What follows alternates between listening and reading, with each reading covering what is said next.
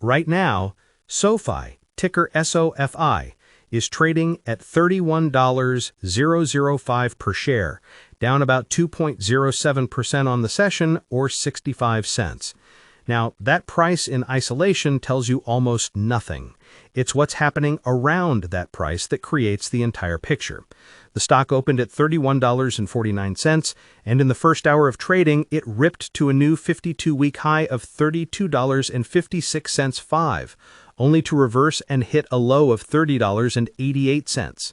This isn't just volatility. This is a battlefield. And the immediate obvious narrative is that this is a classic sell the news event. Why? Because yesterday SoFi reported what can only be described as a monster third-quarter earnings report. They beat on revenue, they beat on earnings per share, they added a record number of new members, and they raised their guidance for the full year. By every textbook definition, this stock should be rocketing. Yet here it is, painted red on the screen. This is the fundamental disconnect that frustrates so many investors, and it's the exact thing we need to understand. The expectation was that SoFi would show strong growth. The reality is they showed explosive growth, and the market is still taking profits.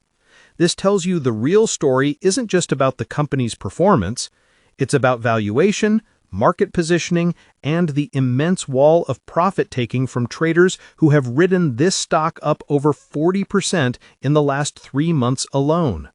Let's establish the common ground, the story everyone thinks they know about SoFi. The prevailing belief is that SoFi is the super app, the one-stop shop for high-earning millennials, a fintech disruptor that's going to eat the big bank's lunch. It's the company that started with student loans and is now building an ecosystem. You can get a loan, open a checking account, and use SoFi Invest to buy SoFi stocks and SoFi ETFs. It's supposed to be this high-growth tech company that just happens to have a bank charter. But here is the problem with that narrative. The market isn't valuing it that way. The market is in a fierce tug of war, treating it like a high-growth tech stock one day, like an Nvidia stock, and a capital-intensive, credit-risk-heavy bank the next. This identity crisis is the source of its violent swings. The reality is that SoFi's bank charter, which was supposed to be its ultimate advantage, has also become its anchor in a high-interest rate environment.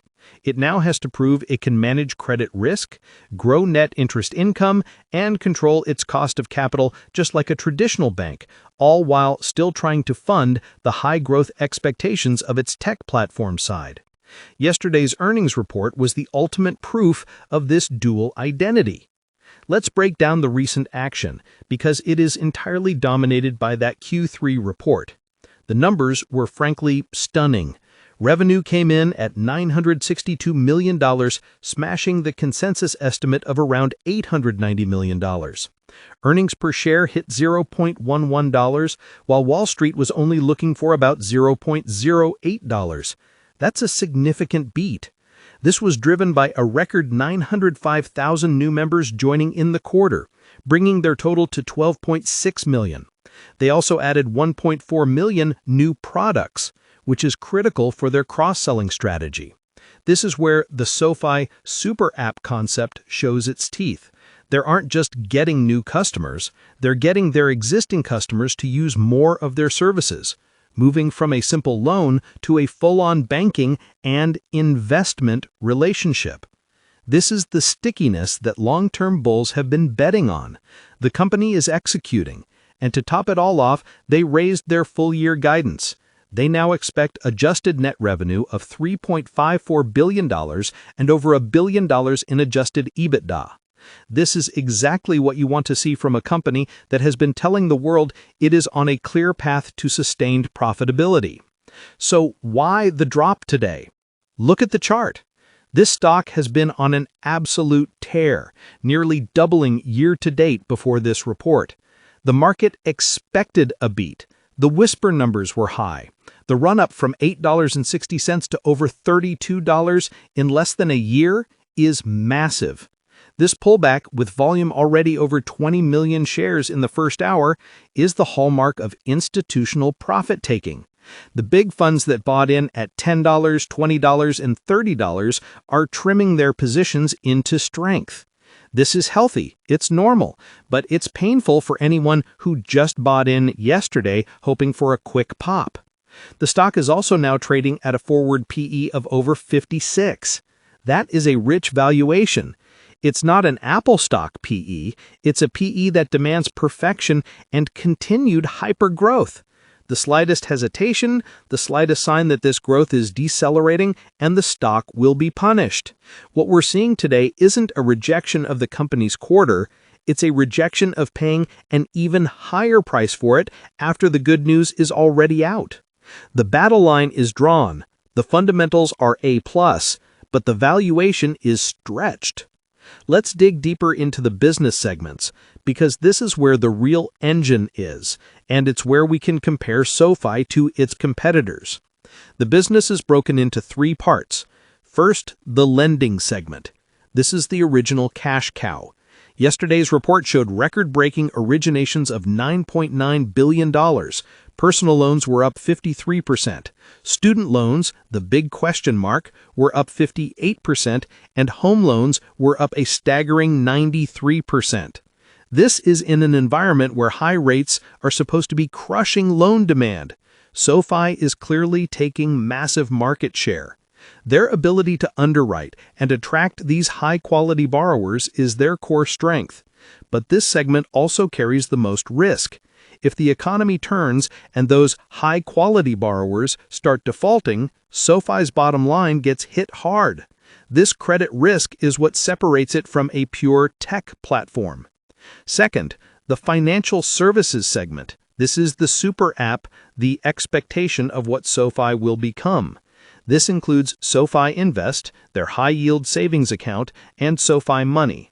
This segment's revenue grew 76% year over year. This is where they compete with everyone. Their SoFi investing platform, which offers both SoFi Active Investing and a SoFi Robo-Advisor, is going head-to-head with established giants and new age brokers. They're trying to pull users away from the Robinhood app, which excels at simple Robinhood stock trading and Robinhood crypto. They're also aiming for the more serious online investing crowd, the people who might otherwise build an individual brokerage account at Fidelity. The Fidelity mobile app is robust, and Fidelity mutual funds and ETFs are industry standards. SoFi is trying to be the online investing solution that's easier than the Fidelity trading platform, but more comprehensive than Robinhood. This is also where they compete with Schwab Intelligent Portfolios or other automated intelligent portfolio services. The goal of this segment isn't just revenue, it's member acquisition and, most importantly, deposits. SoFi's deposits grew by $3.4 billion in the quarter to a total of $32.9 billion. This is the cheap, stable funding source that replaces expensive warehouse lines and fuels the lending machine. This deposit growth is arguably the single most bullish metric in their entire report. The third segment is the technology platform, primarily Galileo. This is the B2B side of the business that provides the financial plumbing for other fintech companies. This is the part of the story that should make SoFi trade like a tech stock, but its growth has been slower, at just 12% last quarter. This has been a sticking point for bears. However, the company is integrating Technisys, which it acquired, to build a more comprehensive platform. If they can successfully cross-sell this tech stack and reignite its growth, it provides a crucial, non-lending-based revenue stream that dramatically de-risks the entire business model. It's the secret weapon that isn't firing on all cylinders yet. So, to be clear, what does SoFi actually do? It is a fully chartered, digital-first bank. It makes its living in three ways. It originates loans, personal, student, home, and earns interest on them. It offers a suite of financial products, checking, savings, and investment accounts to attract sticky, low-cost deposits. and it licenses its financial technology platform to other businesses. The entire model is designed as a flywheel: attract members with one product, like SoFi Invest or a high-yield savings account, and then cross-sell them a high-margin product like a personal loan funded by the cheap deposits they just gathered. Yesterday's report was the strongest evidence to date that this flywheel is spinning faster and faster. Now let's look forward. The future outlook is where the expectation versus reality framework becomes the most important. The path for the bulls is clear. SoFi just proved it is a profitability machine. They achieved strong GAAP net income of $139 million. Their tangible book value per share is growing rapidly, up to $5.97 from just $4.08 just a year ago. This builds a stronger balance sheet and a floor for the stock. The catalyst from here is continued execution. If they can prove that Q3